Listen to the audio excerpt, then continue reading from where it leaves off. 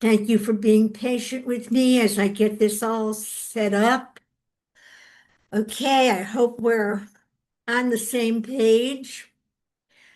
Get rid of this little envelope here, this little Smith. Okay, there we go.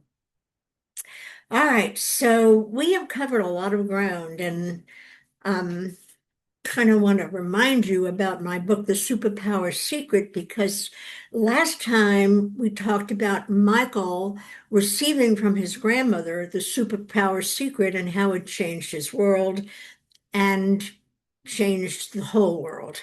So last time we were talking about Einstein's theory of evolution, E equals mc squared, and how that beautiful equation that he brought to the world changed everything for humanity. And the reason why it did that, well, let's break it down and talk about how E equals mc squared, energy equals M, mass, everything in the physical world that we see as mass and solid and content and density, and we have names for all of that is mass. MC squared light, he was saying energy, mass, light all the same thing. There's no difference there. And didn't Jesus say, we are the light of the world? The very core of what we are at the quantum level is energy, is light.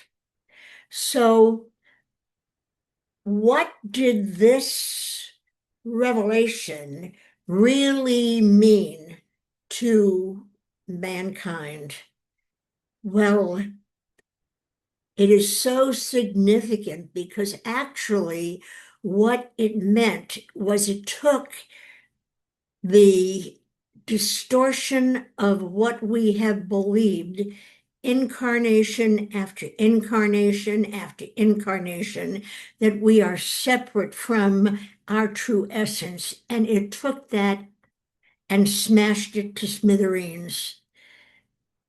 Einstein gave us a few messages. One was everything is energy. That's all there is to it.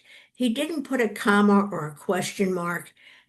That's all there is to it. It's we are energy.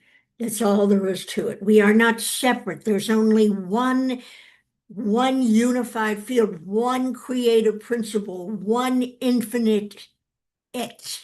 And that's who we are. That I am, that is the I am, that is all that there is. And that's what we are, even though we're individualized, expressing as. So Einstein actually really told us what we are and what we are not. So let's talk about what we're not. And I want to share with you some elements that I have learned from a very beloved teacher of mine,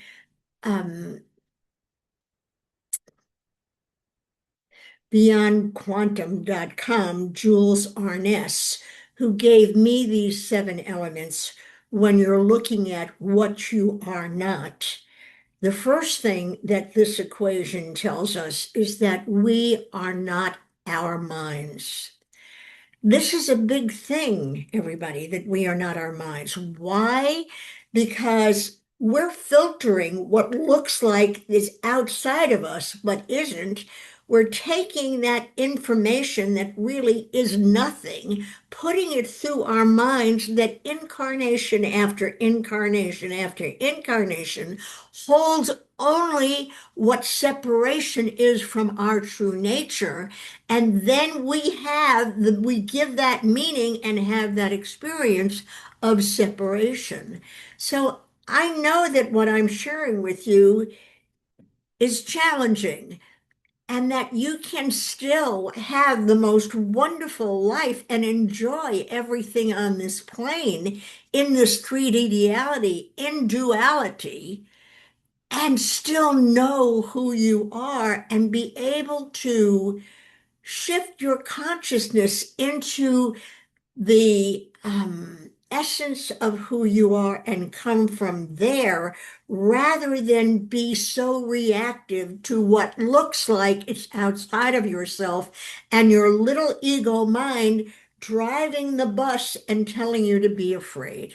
So, what he did with this equation was tell us that we are not our minds. Our minds are just part of this mechanism that holds all of our memories, that holds collective consciousness, that holds all of our childhood wounds, all of our belief in separation, and continually gives us an experience of distortion from our true essence. We're not our minds. So, therefore, the next is that if we're not our minds, then we are not our thoughts either, because our thoughts are all about that little guy, that little ego that believes it's driving the bus, that is filtering everything through our minds and giving us an experience of separation. So we are not our thoughts. What we are is energy. We are energy. That one eternal, infinitive, creative principle that we are, that is what we are. We are energy. What does energy do? It fluctuates in vibration. So we're constantly fluctuating in and out of vibration. The higher that our thoughts, the more that our cells spin and we have higher perceptions, the lesser and more dense our thoughts are, like sadness and anger and all of that, that creates density. And we have those experiences and we carry that density in the cellular structure of our body, but that's not who we are. So we are not our thoughts.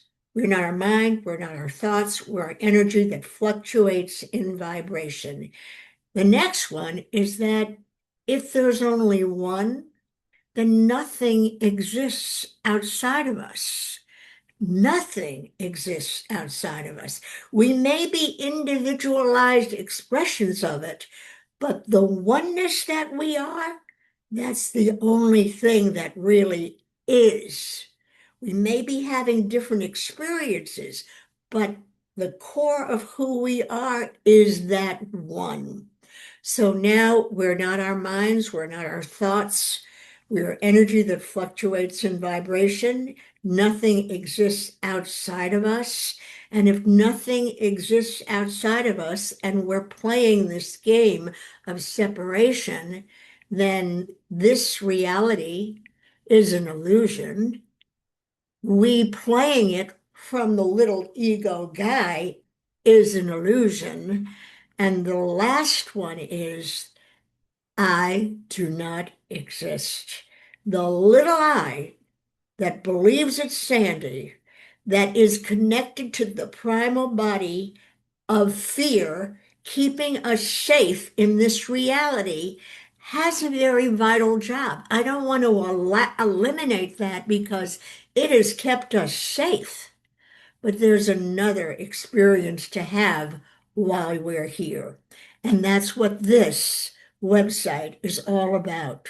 So thank you for listening. And I'm hoping that these things that are on your list of 10 and 13 are now be able to come into fruition. And if they are, let me know, give me a chat, tell me what's going on. I thank you for supporting me, and I'll see you next time. Bye-bye. Be patient while I end this. Bye again.